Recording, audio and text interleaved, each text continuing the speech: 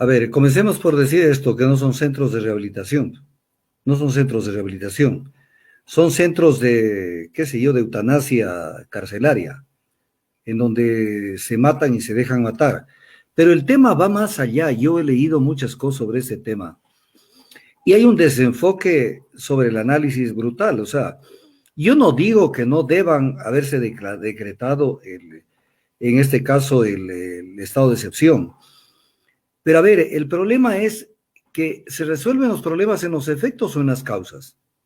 Los efectos es la crisis carcelaria, el hacinamiento carcelario, la gran cantidad de gente involucrada en narcotráfico y también en producción de este tipo de estupefacientes.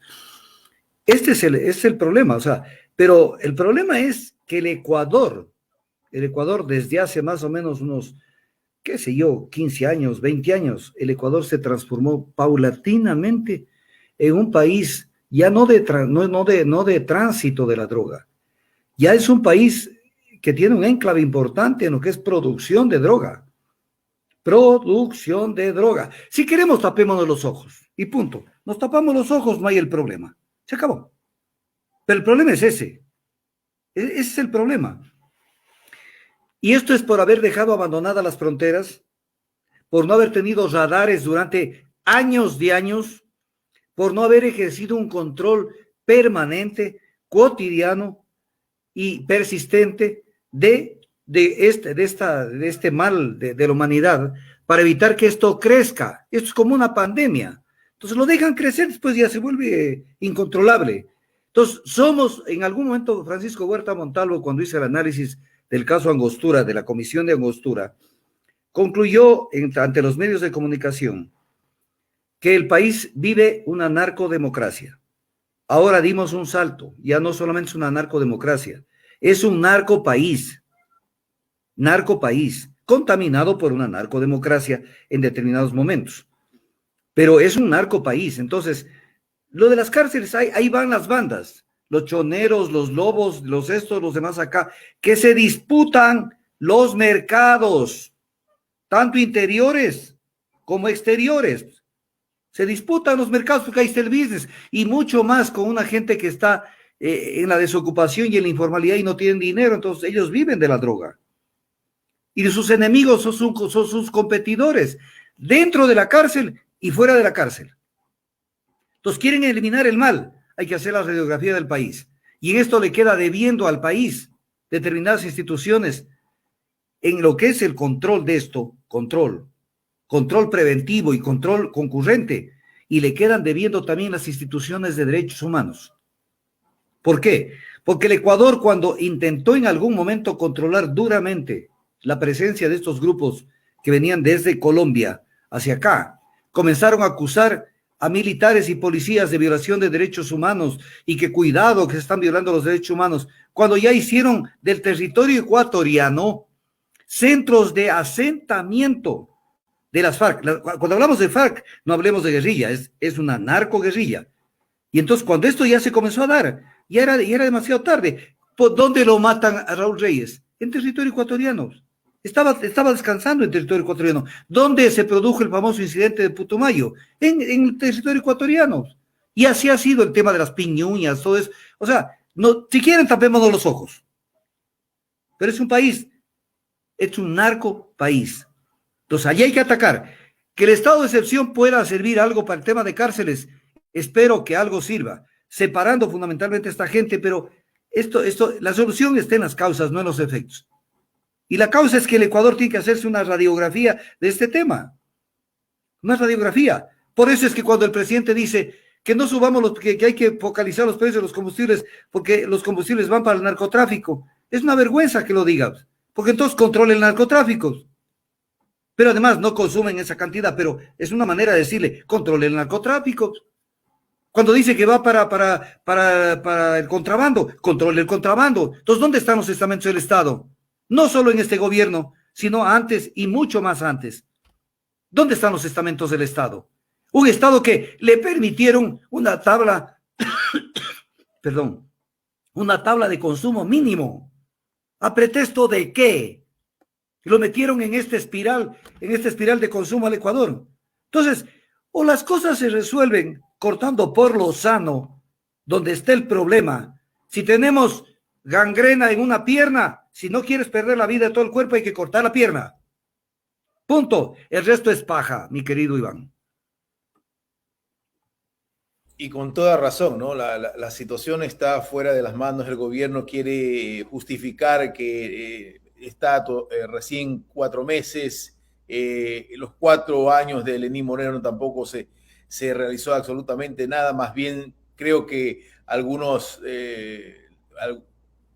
decretos ejecutivos se tiraron al tacho de la basura. Pero bien, la situación está ahí y como usted acaba de señalar, el tema no son centros de rehabilitación. Esto más bien son centros de formación de la delincuencia organizada en las cárceles del Ecuador. Pero bien, dejemos esa parte y que sean los más especialistas que tomen cartas en el asunto. Ojalá que el estado de sección que dice el presidente Guillermo Lasso pueda dar algún resultado a esta crisis, esta verdadera crisis que se está viviendo en el país. Ahora hay otra crisis, doctor. La crisis del gobierno con la Asamblea Nacional, que también es otra en la parte política. El gobierno señala que lo realizado por el CAL, devolviendo el proyecto de ley, no era lo viable, que se debía haber analizado por parte del Pleno de la Asamblea Nacional. ¿Usted cree que con esa mega ley se podía haber pasado en el ámbito jurídico la misma? A ver, era imposible que esto pase. Primero, a mí me deja una gran sospecha y una gran duda, Iván, y la digo con toda honestidad intelectual. No lo estoy diciendo como cuña. O sea, pretender poner todos los huevos en una sola canasta, comencemos, o sea, meter una reforma y una creación de una ley, la ley de oportunidades laborales, y reformar 33 leyes, pero de manera grosera y amplia, y que tocan varias materias, porque por mucho que hicieron esfuerzos por decir que era una sola materia. No somos tan pendejos los ecuatorianos. O sea, se las jugó todas con este proyecto de ley. O sea, todos los huevos en una canasta. Se te cayó la canasta, no quedó un huevo sano. O sea, pero viene el tema. Primero, rápidamente. Cuando la Asamblea Nacional con 5 votos de 7, esto es muy importante, porque incluso Guadalupe Llori y las 2 de Izquierda Democrática, Bella Jiménez y Johanna Moreira, entonces ya el tema cogió otro contenido. Le dijeron al gobierno, más la otra gente, le dijeron, ¿sabe que esto no pasa? Solo se quedó con Saquicela, Independiente, y con Natalia Arias de Creo en esta votación. Pero además, lo hicieron en base al informe de la Unidad Técnica Legislativa. Y este es un informe precioso, aunque incompleto. Incompleto, porque hay temas donde no profundiza más allá de donde debe profundizar. Y ahí le podemos dar una mano dándole un poco de información. Pero ¿a dónde concluye? Que hay 3 escenarios. No lo dice así, pero en el resumen es esto. Hay un grupo de materias. Hay un grupo de materias que no pueden ser discutidas en este tema. ¿Por qué no pueden ser discutidas? Porque tocan una cantidad de temas que no tienen nada que ver con la materia económica, ni con el empleo que decía la ministra de Gobierno. Entonces, esto tiene que referirse a una sola materia, como dice el artículo 136 de la Constitución.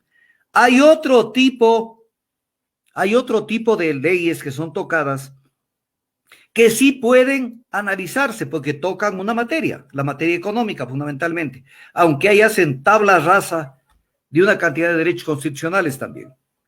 Pero hay finalmente un tema que es gravísimo, que es el tema de aquellas normas como la Ley de Oportunidades Laborales, en donde existe, dice el informe, una posible violación constitucional. Ellos se cuidan de decir posible. Existe una violación constitucional a plena luz del día, Entonces, esto no cumple, pues. Entonces, por eso es que cuando comienzan a aparecer los salvadores de la patria, que ya aparecieron ayer y anteayer, entonces comenzaron a opinar. Entonces dicen, lo que tiene que hacer el gobierno, porque rápido se ponen al servicio del gobierno dándole salidas. Lo que tiene que hacer es partir en pedazos el tema y volverlo a meter. Entonces uno dice, sí, puede hacerlo, pero viene el tema que es más importante. Si lo logra hacer, si lo logra hacer y volverlo a meter, ¿acaso que con ello se evita el que no se trate determinadas leyes por violación constitucional? Cuando hay violación constitucional, no se puede entrar a discutir esos proyectos. Por ejemplo, un sistema alternativo que de frente lo ponen, un sistema alternativo en el régimen laboral ecuatoriano, eso es un imposible. Imposible, imposible, o sea, no se puede. Entonces, frente a eso, ¿qué tienen que hacer? Entender que este país no les pertenece, que este país está arreglado por normas constitucionales y normas jurídicas. Pero ahí viene otra cosa. ¿Por qué lo hicieron? Viene ya el segundo punto. ¿Por qué lo hicieron así? Porque hay que ver el objetivo final, el objetivo de fondo. Nunca hay que quedarse en los objetivos parciales. Cuando lo leemos a Simón Cueva Armijos, en el famoso, que nunca lo dejaré de no mencionar porque ese es el eje conductivo de la política económica y jurídica de este gobierno, ese documento, cuando dice 20 años de dolarización, una bendición o una maldición. Él plantea prácticamente dos soluciones, una coyuntural, volvamos flexible el régimen laboral, bajemos los salarios, no paguemos tanto dinero por despido intempestivo, démosles oxígeno a los exportadores para que puedan exportar con costos de producción más bajos. Ese es el primer objetivo. Pero el corazón de ese análisis es que, ¿a dónde se queja Simón Cueva? No tenemos un instrumento de política monetaria para hacer frente a los desajustes que provocan por competitividad, y eso tiene un nombre y apellido que lo dice él. Hay que cambiar de moneda. Tenemos que tener propia moneda. Entonces digo, cuando veo el segundo escenario que lo estoy planteando este rato, ¿no será que ellos están queriendo crear una crisis para al final después desembocar en una desdolarización? Porque esta vaina es clarísima dónde quieren ir. O sea, si no consiguen, si nos mantenemos dolarizados, lo que quieren es que la gente lo que gane en dólares gane menos. Y lo que se les paga a los trabajadores por prestaciones, por lo que sea, por vacaciones, por lo que sea, pagarles menos, lo cual no se puede precarizar la relación laboral. Y no se puede hacer una regresión de derechos en ningún proyecto porque es violación del artículo 11, numeral 8 de la Constitución. Entonces ellos saben que esto no va. Pues no entiendo que ellos no se den cuenta en su interior, no en lo que dicen en los medios, no se den cuenta que esta vaina es inconstitucional.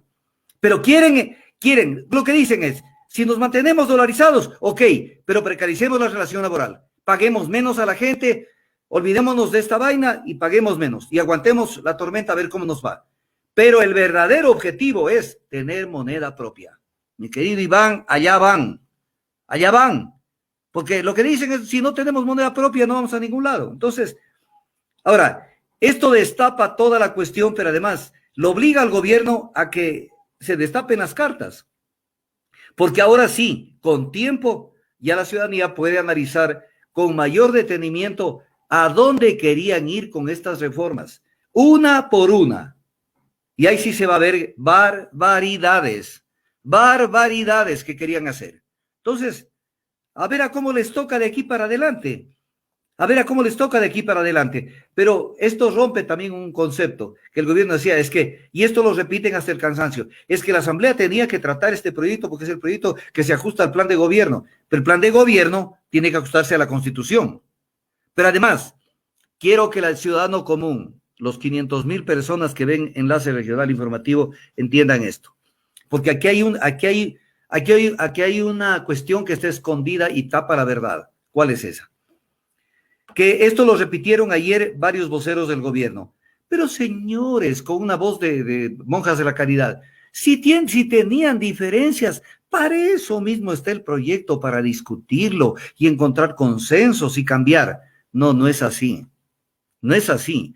¿Por qué no es así? Porque el momento que la Asamblea se ponía a discutir el proyecto, un proyecto viciado de todo, en ese momento era la fiesta del gobierno.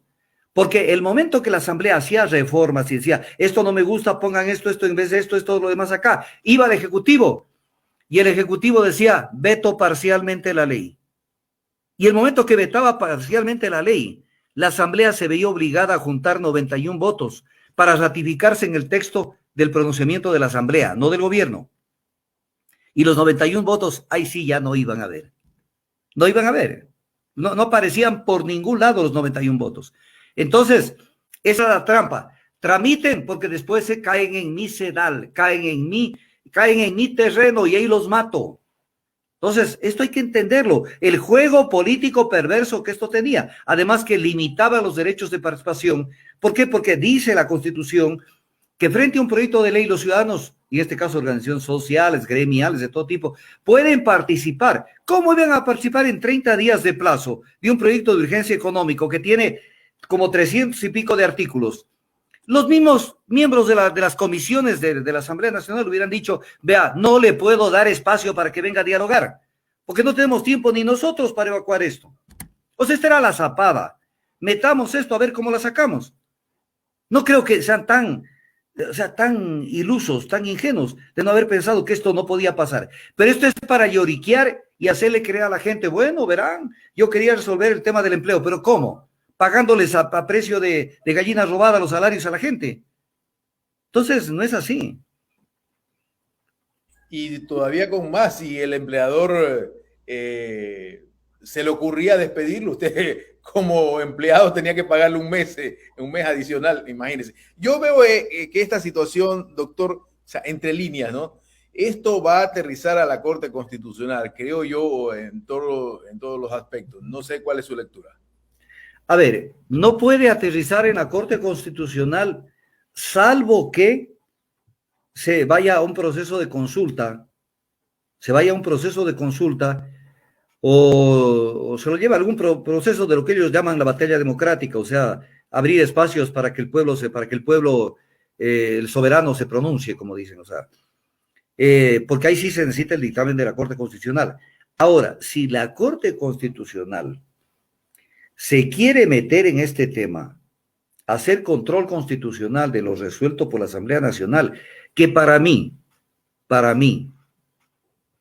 criterio, mi análisis, yo me hago responsable de ello, sería lo mejor que se meta, para que se destape de una vez la Corte Constitucional, porque son demasiadas las violaciones constitucionales que hacen, y esto sí ya generaría un enfrentamiento donde es o te mato o me matas desde el punto de vista político, que sería muy bueno de una vez para que de una vez se desenmascare ante la ciudadanía del Ecuador esa Corte Constitucional, que es como en las sastrerías, una corte a la medida de lo que le piden.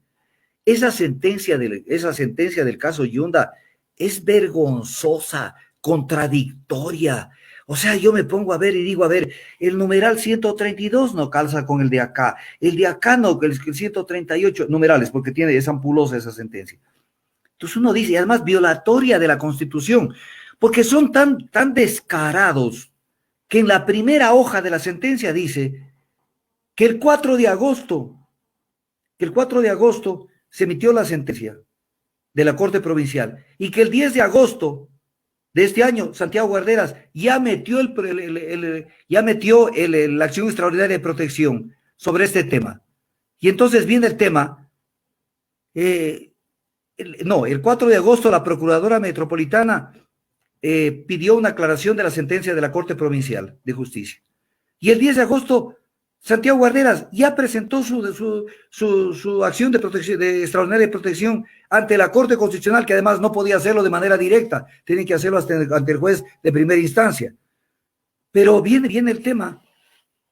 Pero recién el 26 de agosto es que en la sala de lo provincial niega el recurso de aclaración. Pero ya el 20 de agosto, fecha anterior, cuando todavía no estaba cerrado el proceso en la Corte de Justicia Provincial, perdón, el Tribunal de Admisión de la Corte, donde está la jueza ponente, incluso Carla Andrade, ya aceptó a trámite, violó el artículo 417 de la Constitución a plena luz del día. A plena luz del día. ¿Qué dice el 437? Pero si esto es castellano, no se necesita ser abogado. Que podrán presentarse una acción extraordinaria de protección contra sentencias o autos definitivos. Definitivos. Y luego habla de que en la acción extraordinaria de protección en la ley orgánica de garantías jurisdiccionales y control constitucional, requisitos, la demanda deberá contener constancia de que la sentencia o auto esté ejecutoriada. Entonces, ¿qué corte constitucional tenemos? Por Dios, es un adefesio de corte. Entonces, con esa corte, que ya es hora de que la veamos en su real dimensión, como cuando juzgó cuando se pronunció sobre el tema del matrimonio. Eso es vomitivo lo que hizo en el tema del matrimonio. Porque se dejó intacto el artículo de la Constitución que dice que el matrimonio es entre un hombre y una mujer. La Constitución prevalece sobre las leyes. Reformaron el Código Civil, que es una ley, y allí reformaron que el matrimonio era entre cualquier persona. Y entonces, pero si la Constitución prevalece sobre la ley, y eso salió de la Corte Constitucional. Y en el tema del CIADI, otra vergüenza, donde bypasearon el tema de la sentencia interpretativa porque no tenían los 7 votos. Y con 6 votos lograron algo monumental. Una crasa violación de la Constitución del 422 y 419, numeral 7 de la Constitución. Entonces, de una vez que se destape la Corte, para que la gente ya la vea con mayor claridad. No tenemos, mejor dicho, tenemos Corte Constitucional, pero una Corte Constitucional que lo único que hace es no hacer control constitucional. Qué lamentable, doctor, y es verdad, la situación de la resolución de Yunda, no es que estemos defendiendo la Yunda, pero es lo que usted acaba de señalar es terrible, ¿no? Es terrible, y que esté armando una corte constitucional. Para ya ir concluyendo, doctor, bueno, hablando del tema internacional, Biden está generando una serie de acciones. Se pensaba que con la llegada del Partido Demócrata al poder, el tema de los inmigrantes iba a darle un poco más de flexibilidad, pero es más terrible que lo que sucedía con Trump, es lo que está ocurriendo en los Estados Unidos. A ver, pero eso es exactamente lo que yo les venía diciendo en los medios y lo he dicho aquí en Enlace Regional de Palmas TV. Aquí lo he dicho. Lo he dicho, que el ser humano no entiende, o sea, el ser humano se rige por la etiqueta, ¿no es cierto? Si en la etiqueta de un producto le ponen que no contiene sal, pero usted lo prueba y dice, pues esto está salado. Entonces, la etiqueta no dice el continente, que es la etiqueta, no es el contenido. Los demócratas siempre han sido los más duros en Estados Unidos, pero nos confunden y el ciudadano se confunde porque dice, a ver, hay 2 grandes partidos en Estados Unidos, los demócratas y los republicanos. Entonces la gente al final dice, no, pues los demócratas tienen que ser más buenas gentes. No, los demócratas esos son los que han hecho las grandes guerras de Estados Unidos. Ellos han estado en los más grandes atropellos que ha habido a los derechos humanos. Y acaba la justicia de Estados Unidos a presión de Biden, porque esto no fue así nomás, porque se había tomado una decisión anterior de que un juez federal del Distrito de Columbia dictaminó en septiembre que es ilegal negar a las familias migrantes con hijos el derecho de asilo. Hizo y Donald Trump ahí lo dejó. Donald Trump lo dejó allí, no se hizo problema.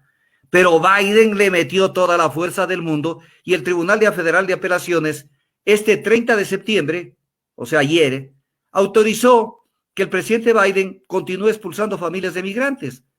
Ya, pues entonces se sacaron la careta, pero todos los que en los medios de comunicación hablaban que es un triunfo de la democracia en Estados Unidos que ganó Biden, que Biden es una esperanza para no sé qué, no sé cuánto, son los más repugnantes en Estados Unidos, los demócratas, son los que más pisotean los derechos humanos. Entonces es un tema grave, pero si me permites una cosita chiquita, yo dije esto y la gente no, como que la gente son como Santo Tomás. O sea, ver para creer, pero cuando vean, y es muy tarde, pues, ya está crucificado Jesús, pues, ya cuando vean. Entonces, se posesiona Guarderas, de alcalde de Quito, y lo primero que dice, yo voy a revisar el modelo de gestión del metro, que fue aprobado entre gallos y medianoche. A ver, mi querido Iván. El modelo de gestión del metro está aprobado desde el 2012. Y desde el 2013 con 2 ordenanzas municipales de la época del alcalde Guarderas. Por eso se creó la empresa pública metropolitana Metro de Quito. ¿Para qué se creó la empresa? ¿Para tenerla de adorno? No, se la creó para que administre y opere el metro.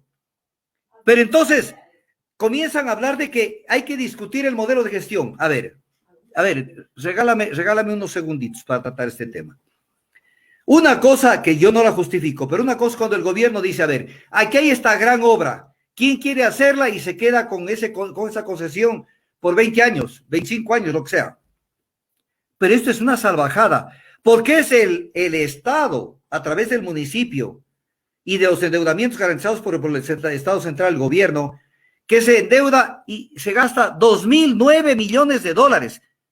El Estado se gasta, y cuando ya tiene comprado el carro y a nombre del Estado, no le dice, venga, si quiere, mete un carro y haga carreras. No, el Estado compra el carro, y cuando tiene el carro dice, a ver, ¿quién quiere manejar el carro? Pero hay que pagarle al chofer que maneje el carro, pues. O sea, manos lavadas, que venga una transnacional a manejar esto. Este es el gran objetivo de la caída de Hyundai. Yo lo dije, apareció en menos de 24 horas que se posicionó Guarderas, apareció. Guarderas evaluará el modelo de gestión del metro. Y entonces, ¿qué quiere decir evaluar el modelo de gestión? Que todo lo que se hizo hace 9 años y todos estos años no sirve para un diablo. No es entre gallos y medianoche. Lo que pasa es que, ¿qué hay tras esto? Porque quieren, pero además esto va a encarecer la operación del metro. Porque si aparece un operador internacional, va a cobrar, pues. Va a cobrar, acá es que va a ser gratis. Aquí las empresas nunca hacen nada gratis. Entonces esto es grave, porque esto confirmó lo que lo venía diciendo. O sea, esto es, a mí me agrada desde el punto de vista profesional que esto se dio porque demuestra que Augusto Tandazo no es un pendejo. Pero eso no es suficiente. El tema es que la ciudadanía de Quito tiene que abrir los ojos y entender lo que está pasando. Y finalmente, si me regalas un segundo, acaba de aparecer ayer algo espeluznante. El mismo contralor subrogante que ahora está fungiendo de contralor, el contralor ayer destapó que a Sinohydro ya no solamente aclaró que le bajaron las glosas de 112 millones de dólares, que a Sinohydro Pablo Celi le desvaneció glosas por 295 millones de dólares. 295 millones de dólares le desvanecieron a los chinos, que además tienen hecho, no quiero decir la palabra exacta, pero ciudadano, tú me estás entendiendo lo que quiero decir. Ese proyecto vale M, el Coca-Cola, está hecho más a ese proyecto. Eso es terrible, ese proyecto. Y encima les bajaron 295 millones de dólares de glosa, pero esta compañía, Sinohydro, a la que le bajaron esta glosa, es la compañía que metió plata en la empresa Recorsa de Conto Patiño, de la cual luego se vio que de ahí sacaron dinero que fue a parar para el expresidente Moreno, para que amueble su departamento y sus cosas cuando estuvo en el exterior. Y además, como nunca quisieron abrir esas cuentas, ahí se hubiera visto cómo fue esa plata a parar en otras partes. Porque Sinohydro no es una empresa filantrópica. Sinohydro es una empresa que hace business, y business donde estafa al país que se le cruce. No va a venir a regalarle como 18 millones de dólares a la empresa de Conto Patiño. Entonces, esto es grave. Entonces, esto que lo estoy diciendo como primicia, ya va a salir en los medios el día de hoy. 295 millones de dólares desvaneció Pablo Celi a esta empresa Sinohydro. Mientras vemos cómo se comportan estas empresas chinas, el gobierno se da la vuelta, baja la cerviz y le dice a los chinos, firmemos un acuerdo comercial. ¿Con quiénes? Con los que te estafaron, con los que te cobraron tasas de interés de usura, con los que te mandaron empresas de quinta para que te hagan tus proyectos estratégicos. Abramos los ojos, ecuatorianos, ya es hora, pues, mi querido Iván. Entendamos quiénes son los chinos y entendamos cómo no hemos tenido, cómo más bien esa Contraloría ha sido un ente facilitador de la corrupción. De lo que yo siempre he dicho, y me miraban con una cara y he tenido múltiples problemas. No lo digo ahora, Iván, lo vengo diciendo 15 o 20 años atrás. La Contraloría es un peaje. Es un peaje. Lo vengo diciendo y se demuestra que es un peaje. Porque no es que les desvanecen 295 millones de dólares, porque son bonitos. Gracias, ¿no? Claro, pues, ¿qué hubo por detrás? Y como decía Vladimir Álvarez alguna vez en una campaña electoral, ¿dónde está la plata?